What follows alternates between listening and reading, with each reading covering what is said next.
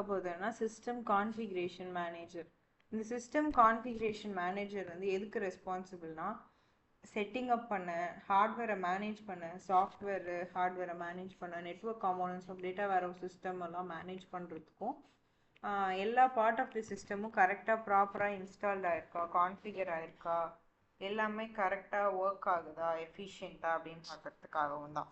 இந்த system configuration manager என்ன help பண்ணுன்னா ஸ்மூத் அண்ட் ரிலையபிள் ஆப்ரேஷன்ஸை பெர்ஃபார்ம் பண்ணுறதுக்கு ஹெல்ப் பண்ணுறதும் இல்லாமல் இதை வந்து டேட்டா வேர்ஹவுஸில் வந்து எப்படி கரெக்டாக எல்லா சாஃப்ட்வேரும் ஹார்ட்வேரோ இல்லை எல்லாமே பர்ஃபெக்டாக இருக்கான்னு செக் பண்ணுறதுக்கு தான் நிறைய டெக்னிக்ஸ்லாம் கண்டுபிடிச்சிருக்காங்க. அதில் வந்து சிஸ்டம் எப்படி கான்ஃபிகர் ஆகிருக்கு, ஒன்றுத்தோட ஒன்று எப்படி கனெக்ட் ஆகிருக்குன்றதெல்லாம் பார்க்கறது தான் இந்த சிஸ்டம் கான்ஃபிகரேஷன். இந்த key responsibility of system configuration manager வந்து first hardware configuration. The manager selects and configure hardware components required for the data warehouse. Data warehouse க்கு என்னென்ன hardware components தேவைப்படும் அப்படின்ட்டு, appropriate server, storage device configure பண்ணும், network equipments setup பண்ணும், RAID for data protection, high availability of server ensure பண்ணும். So இதெல்லாம் வந்து hardware configuration. Software கான்ஃபிகரேஷன்னா என்னென்ன இன்ஸ்டால் ஆகிருக்கு இல்லை என்னென்ன சாஃப்ட்வேர் கான்ஃபிகர் ஆகிருக்கு டேட்டா வேர்ஹவுஸோட பார்க்கறது. இது data warehouse database software, ETL tools, reporting டூல்ஸ்லாம். இது வந்து டேட்டாபேஸ் செட் பண்ணும், ETL ஒர்க் ஃப்ளோக்கு செட்டப் கொடுப்போம், யூசரோட query எக்ஸிக்யூஷன் பிளானை ஆப்டிமைஸ் பண்ணும், கரெக்டாக ஒர்க் ஆகுதான்னு பார்க்கும். நெக்ஸ்ட் பெர்ஃபார்மன்ஸ் டியூனிங், மானிட்டர் பண்ணும் சிஸ்டமோட பெர்ஃபார்மன்ஸ், இதெல்லாம் இம்ப்ரூவ் பண்ணும் அதோட எஃபிஷியன்சியை.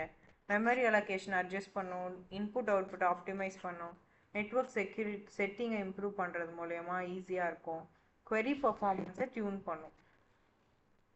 இந்த கோல் வந்து எதுக்குன்னா speed and performance of the data warehouse வந்து இம்ப்ரூவ் பண்ணுறதுக்கு.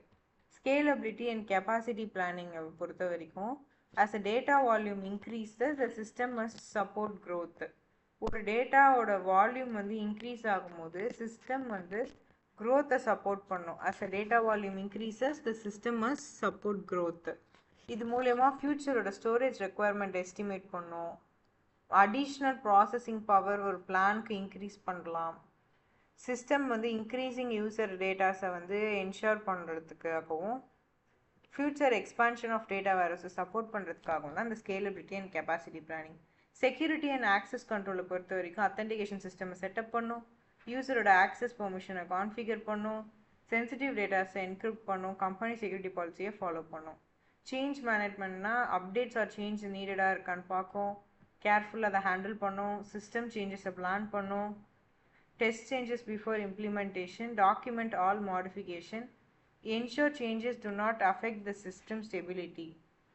அண்ட் தென் டாக்குமெண்டேஷனை பொறுத்த வரைக்கும் மேனேஜர் வந்து மெயின்டைன் பண்ணுற டீட்டெயில் டாக்குமெண்டேஷனை வந்து லைக் ஹார்ட்வேர் ஸ்பெசிஃபை பண்ணும், software version, network configuration, system setting, இது எல்லாத்துக்குமே அது டாக்குமெண்டேஷன் பண்ணும்.